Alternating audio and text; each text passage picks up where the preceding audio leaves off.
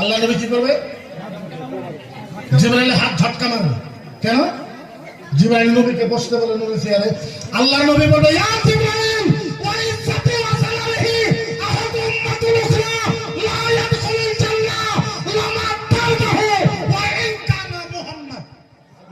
আল্লাহু আকবার, আরে জোরে কর, আল্লাহু আকবার। আমার নবী দুই চোখের পানি ফেলায় কাঁদতে কাঁদতে বলবে, জিবরাইল শোনো, খবরদার জিবরাইল শোনো, তোমাকে সাক্ষী রাইখা জিবরাইল আল্লাহর জাতের কসম খেয়ে বলতেছি, যতক্ষণ পর্যন্ত আমার একটা উম্মত জান্নাতে যাওয়া বাকি থাকবে, আমি মুহাম্মদ এই চেয়ারে বসবো না, বসবো না, বসবো না।